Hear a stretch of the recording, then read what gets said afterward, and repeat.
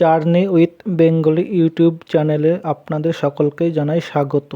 চ্যানেলে নতুন হয়ে থাকলে ভিডিওগুলি দেখুন, ভালো লাগলে লাইক, কমেন্ট এবং চ্যানেলটি সাবস্ক্রাইব করুন যাতে পরবর্তী ভিডিওগুলি দেখতে পারেন। আজকে আলোচনা করব এইবারের পশ্চিমবঙ্গের লোকসভার অন্যতম আলোচনার কেন্দ্র নিয়ে, তা হলো বসিরহাট লোকসভা কেন্দ্র। এই বসিরহাট লোকসভার মধ্যে পড়ে সন্দেশখালী বিধানসভা, যে বিধানসভাগুলির ঘটনা নিয়ে সারা দেশে তোলপাড় হয়ে গিয়েছিল। স্বয়ং প্রধানমন্ত্রী বারবার রাজ্যে এসে সন্দেশখালীর প্রসঙ্গ তুলে ধরেছেন। প্রার্থী ঘোষণা হওয়ার পরে বসিরহাটের বিজেপি প্রার্থীর সঙ্গে ফোনে কথা বলেছেন। এই বসিরহাটে রাজনৈতিক মহলের ধারণা ছিল এখানে হয়তো একটা হাড্ডাহাড্ডি লড়াই দেখতে পাবেন, কিন্তু না, এই কেন্দ্রে তৃণমূল কংগ্রেস খুব সহজেই জয়লাভ করে যায়। এবার আসুন জেনে নেই বসিরহাট লোকসভার প্রার্থীদের নাম। তৃণমূল কংগ্রেসের প্রার্থী ছিল হাজী নুরুল ইসলাম, বিজেপির প্রার্থী ছিল রেখা পাত্র, সিপিআইএমের নিরাপদ সর্দার। বসিরহাট লোকসভার মধ্যে থাকা 7টি বিধানসভাগুলি দেখে নেই।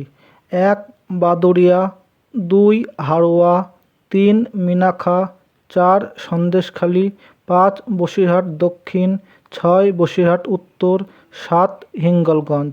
এই 7টি বিধানসভায় কোন কোন দল কত ভোট পেয়েছে দেখে নেওয়া যাক।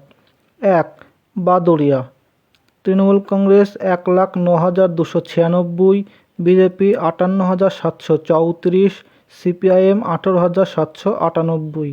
2 Haroa, Trinamool Congress 1,45,356, BJP 34,235, CPIM 7,470। 3 Minakhan, Trinamool Congress 1,22,957, BJP 51,789, CPIM 5,625।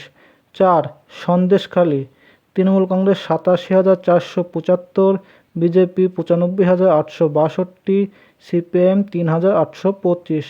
5 Basirhat দক্ষিণ, তৃণমূল কংগ্রেস 1,10,182, বিজেপি 95,159, সিপিআইএম 12,129। 6 বসিরহাট উত্তর, Trinamool Congress 1,34,562, BJP 51,607, CPIM 12,574। 7 Hingalganj, Trinamool Congress 51,714, BJP 81,207, CPIM 7,190। এই 7টি বিধানসভার মধ্যে তৃণমূল এগিয়ে 6টিতে, বিজেপি এগিয়ে 1টিতে। এই ছিল আজকের ভিডিওটি কেমন লাগলো আপনাদের কমেন্টে জানান এবং পরবর্তী কোন কেন্দ্র নিয়ে আলোচনা করব সেটাও কমেন্টে জানান। ভিডিওটি ভালো লাগলে অবশ্যই একটি লাইক করুন। ভিডিওটি দেখার জন্য সকলকে অসংখ্য ধন্যবাদ।